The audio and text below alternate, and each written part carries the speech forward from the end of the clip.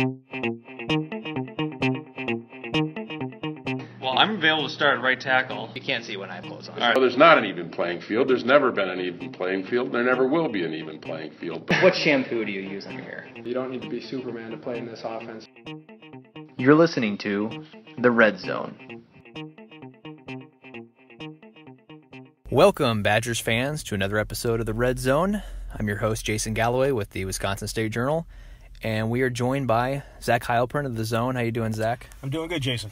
We are doing a little special double podcast here for you. We're going to break down what we've seen from the Badgers on offense through the first few weeks of spring practice here on the Red Zone, and then we will jump over to Zach's podcast, the Camp, and we will talk about the defense.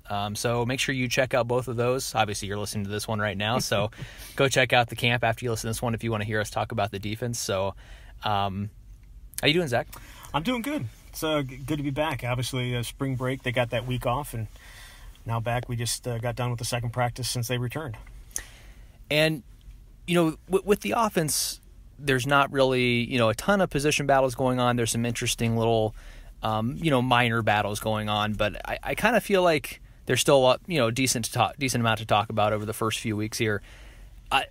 The one position I actually wasn't going to hit on is quarterback. I feel like that's like the least interesting position this spring, unless you have something to say about the quarterbacks. Do you have anything to bring up about the quarterbacks? I don't, but I will say this. I mean, I think it is boring because we know who the starter's going to be, but yet I still feel like that there's people out there that aren't happy about that. And that's always going to be the case. The backup quarterback is usually the best player, the player that fans like the most. He's usually a fan favorite because he hasn't had to play yet. Alex Hornibrook was that, but otherwise, yeah, I mean, it is. I mean, who's going to be the backup? Jack Cohn's going to be the backup. Who's going to be the third string? Kari Lyle's going to be the third string. It is what it is. There's not a ton to talk about there with Alex Hornibrook. Until Chase Wolf arrives, right then. Until Chase Wolf arrives, and then until Graham Mertz arrives, and it just keeps on going on down the line. The next quarterback is going to be the greatest quarterback. Well, I do want to talk about one thing that we've seen pretty much every practice so far, which is Paul Chryst working with Jonathan Taylor on route running. And there's a couple things to unpack here.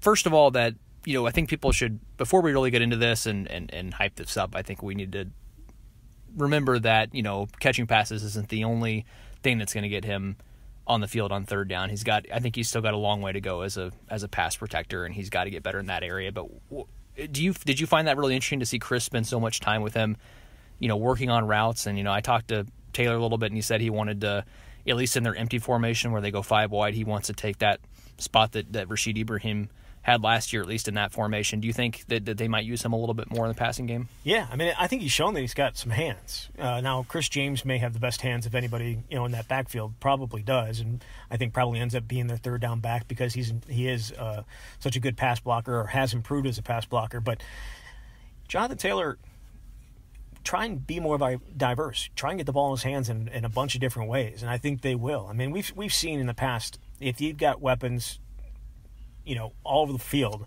put them in different spots to get the ball in their hands. I mean, Monty Ball was part of the, back in 2010, I remember the Iowa game was part of the 5 wide receiver package. And you're like, Monty Ball, wide receiver? But he had really, really good hands, and you can count on him. So, yeah, I think it's interesting.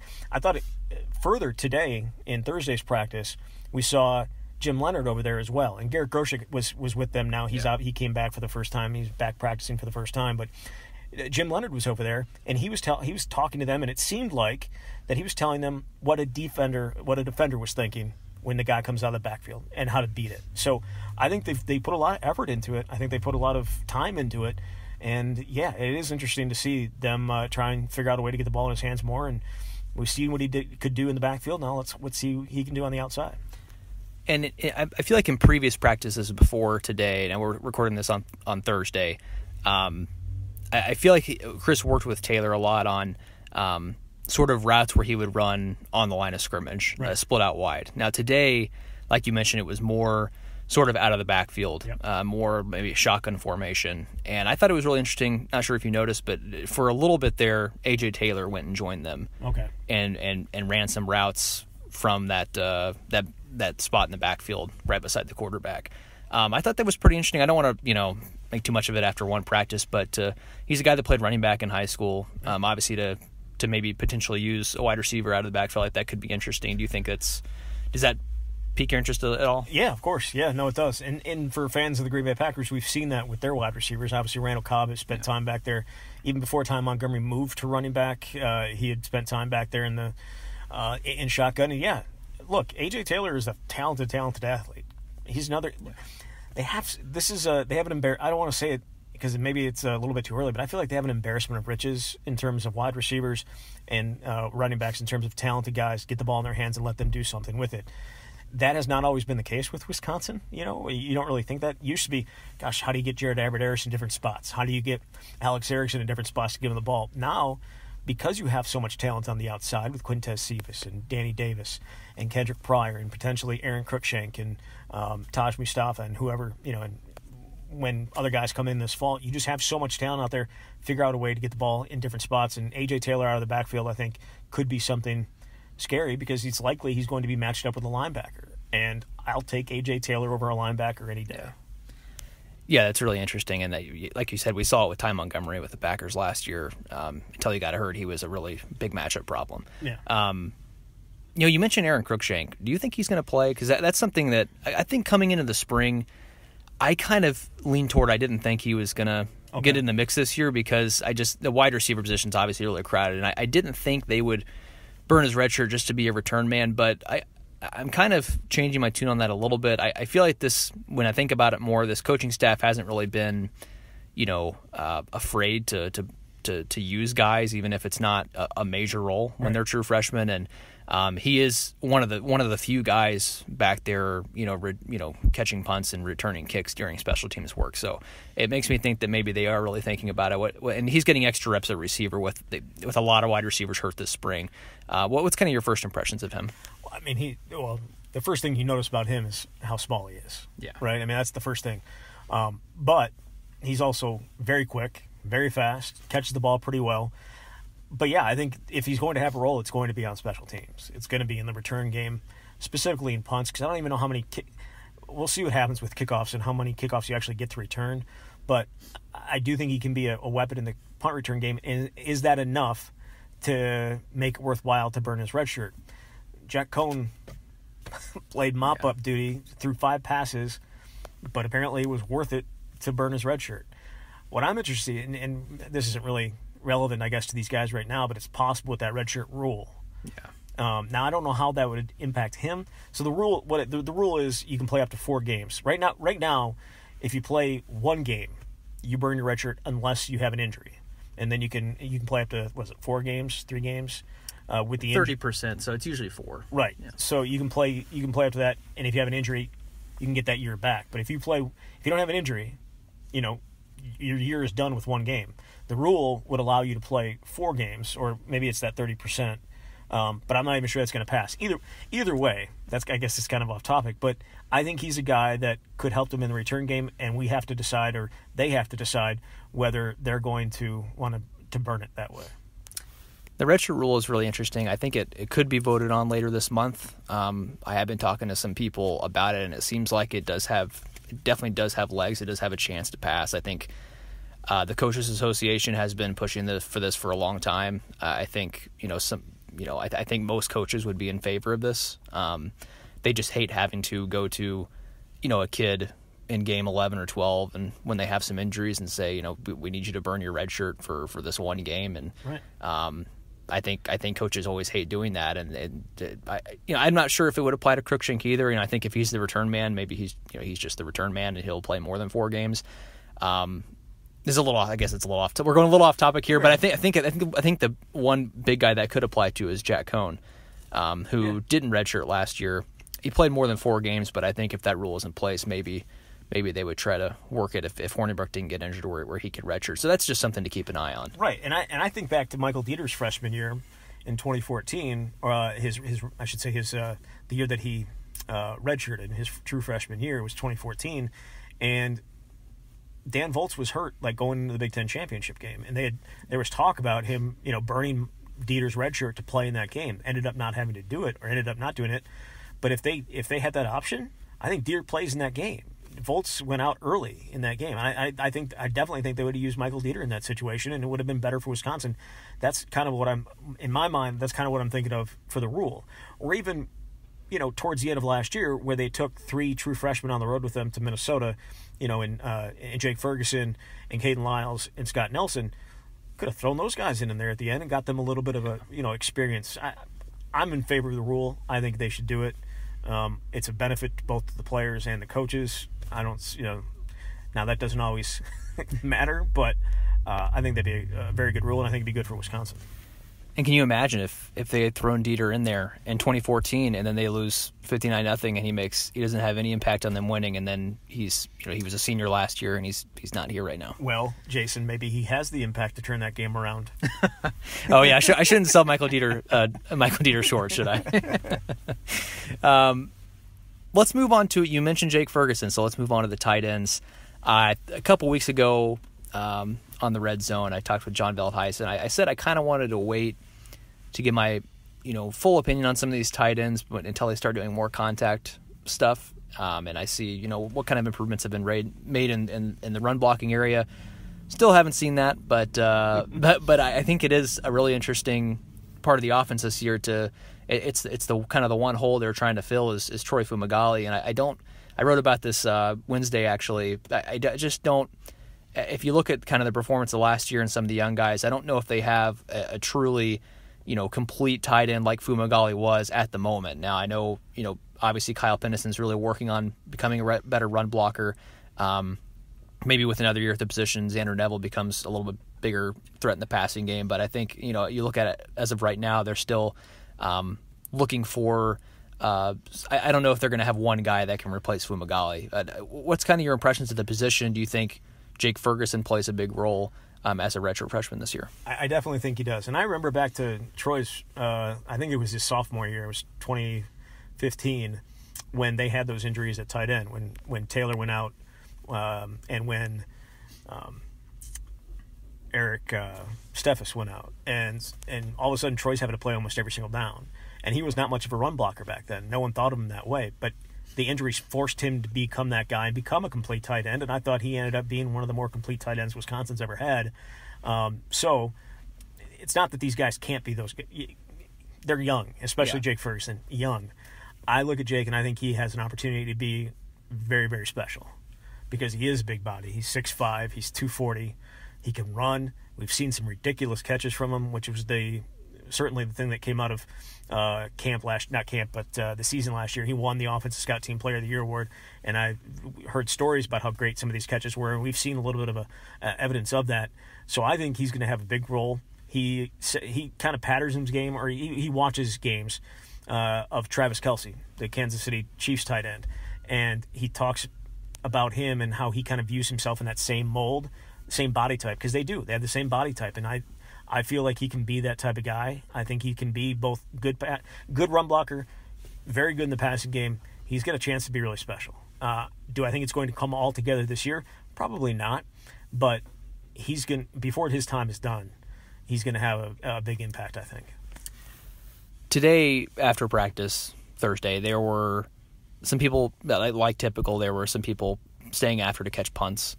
And, I think maybe 40, 50 yards out, they were sending punts down.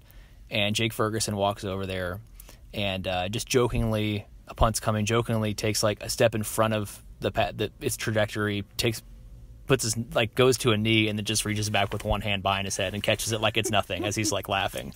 The guy's insane. Again, he's a special player. And I think he reminds me, and I think I said this a couple times, like right after the season, kind of just look at him. TJ Watt I think had a chance to be really, really good as a tight end. Yeah. Similar body type to Jake. TJ obviously made the right decision, or they because the injuries was forced to the other side of the ball. But I wonder what TJ would have looked like at tight end. I think he could have been ridiculous, and I think him and Jake kind of have the same body types, and I view Jake as that type of special athlete. And we've seen his dunks in high school. He's a ridiculous dunker too, so he's got the athleticism. again, I mean, I don't even know what to say about it. I don't want to push him like put him up there like he's arrived or anything like that, but he's got a chance to be very, very good. I think the biggest thing with him is just kind of like I mentioned with Peniston, just getting better as a run blocker. He's a guy that I talked to him on Tuesday at Madison Memorial in high school. He basically played receiver. Yeah. He was split out wide. He didn't have to block anybody. Just like Peniston. Yes, and that's been a transition for him. And obviously he's gained about 35 pounds since he got here last summer, so that helps as well. But I still think that's a little bit of a work in progress. I do think that when you look at the end of last year, I think it really says something that when Xander Neville went down, they were putting offensive tackles in at tight end, in those last two games. I think that I don't think that was all about just trying to get Van Lanen and Castle some playing time in two of their biggest games of the season. So I think there's some work to be done there. I think you got to hope that Neville gets healthy and stays healthy, and hopefully Peniston can make a leap in that regard. I think he's gotten a little bit better. He's still not quite there yet, probably, but we'll have to see how that plays out. Yeah. Offensive line, we don't know anything what's going on with the offensive line because John Deaston's out for the spring, Michael Dieter's out for the spring, David Edwards is out for the spring. Patrick Castle always leaves early for class every single practice before team drills start. Am I missing anybody? Bo Benchwall barely taking part in any contact. So the first team offensive line is basically Biotic and the second team offensive line. Right. But I mean, just looking forward, do you? I do expect Dieter to move back inside to left guard. Is that kind of what you're thinking? And if so, do you think Van Lanen is definitely the guy at left tackle, or do you think that maybe Castle can compete for one of the tackle spots, or somebody else? It seems like I haven't seen Castle play any left tackle, and now he does leave for class, which doesn't help him in this position battle. It doesn't at all. I remember a couple springs ago, Leo Musso missed just a ton of practices because of class. It is what it is. Now we'll get a chance to see on Fridays because they're going to be practiced on Fridays the next 3 weeks. We'll see a little bit more on Patrick Castle, but I don't see him as a left tackle. Now he did lose some weight, so to potentially get maybe a little bit more athletic and be able to play on the left side, but I haven't seen him on the left side once so far in spring. I feel like this is Van Lanen's job to lose, and if he does lose it, I think it's going to end up being Dieter back out there. But in talking to the defensive guys today, I was asking Garrett Rand about some guys, and he pretty much strictly talked about Michael Dieter as a guard, how athletic he was inside, and so I think every sign points to that, him being the left guard. And then Van Lanen at left tackle, and the same guys in the, at center, right guard, and right tackle as last year. I do think if Castle were to emerge throughout the offseason, I think that their consideration would probably be to move David Edwards to left tackle and let Castle play right. Now that didn't work out very well last year. They did move David Edwards there for a while, and I don't know. So I think that they would have to feel really good about Castle to do that, but I'm curious to see. Because like you said, if Van Lanen, if it's not working out, if maybe he doesn't really emerge like they think he's going to, is Dieter going to be as willing to go back out there at left tackle when obviously the pro prospects want to see him on the inside a little bit more? Based in his personality, I don't think so. Yeah, he's never come across as kind of a selfish guy in that respect at all. I think he'd be just fine playing out at left tackle. I think everyone knows what he can do at guard. They've got film on that. He played 30 some odd games there. His first 2 years. Yeah, and so I think not 30 games, but close to 30 games. So we know what he is. We know what he is as a guard. Certainly, they'd like to see a little bit more of him, but his ability, ability to move outside is a positive in my mind. The willingness and the ability to play outside is positive in my mind. So I don't think it's that big of a deal. But again, it's pretty clear they desperately want to move him back inside because they want to stabilize the left guard spot. Dietzen was in and out with injuries. Erdman was up and down. They want to solidify that spot, and I think Michael Dieter would do it. Where do you think Caden Lyles fits in to this at all, as far as just earning a spot on that second team line? And because I think there was a lot of buzz around him coming into spring, And I don't think he's going to be, a starter this year, but it seems like he's been playing left guard, right guard, and center. And it'll be interesting to see. Do you think he could pass guys like Jason Erdman? Do you think that's a possibility? Do you think he could be one of the next guys in if somebody goes down? It feels like it. It feels like it because we've seen him at right guard, we've seen him at center, and we see him at left guard, all in Thursday's practice. Yeah. He's one of the only guys that they're willing to flip on different sides and play center. I mean, they talk about cross training. They've cross trained him at 3 different positions right now. So I feel like they're trying to find the best 5, but then after that you're looking for who's the 6, and I think it's possible he could be the 6 on the inside. Because John Dietzen is only playing left guard. I think I've talked to Joe Rudolph about that, about how he only views him as left guard. Can't play center, can't play right guard. They're going to cross-train him at left tackle, according to Rudolph. Yeah, we'll see about that. He has to actually be on the – I mean, he's not going to do that this spring. Yeah. But the injury concerns with him, I think, is probably affecting that. And then, Jason Erdman, he was a former walk-on. He played – better than I think a lot of people were expecting last year, but Caden Lyles, based on what everyone was saying last fall, and then coming into the spring, there's very, very high hopes for him, and so I view him as probably the next best guy inside, either at center. He's the backup center for sure, and I think he probably could be the first in at left guard or right guard. I think we pretty much covered everything on offense. So we're going to do this. We're going to stop the recording here and start another recording on the defensive side of the ball. You can find that not on the Red Zone feed, but on the camp. You want to tell everyone how they can find that? Yeah, you can find it obviously on iTunes. So we're also on the Google Play Store and pretty much everywhere else. All the different aspects. But yeah, the camp. Just type it in, you'll find it, and we'll talk about the defense over there. Make sure you subscribe to the Red Zone on iTunes or Google Play, or you can listen to it on madison.com too if you'd really like to. It's probably not the video player's probably not quite as, or audio player's not quite as efficient as iTunes or Google Play, but you can also find it there. Keep visiting madison.com for all your Badgers football coverage. Follow me on Twitter at Jason_Galloway, and you can follow Zach at Zach Heilprin. I believe that's right. Yep. I always forget my guest Twitter handles, and then I just guess, and it's usually right because it's usually just their name.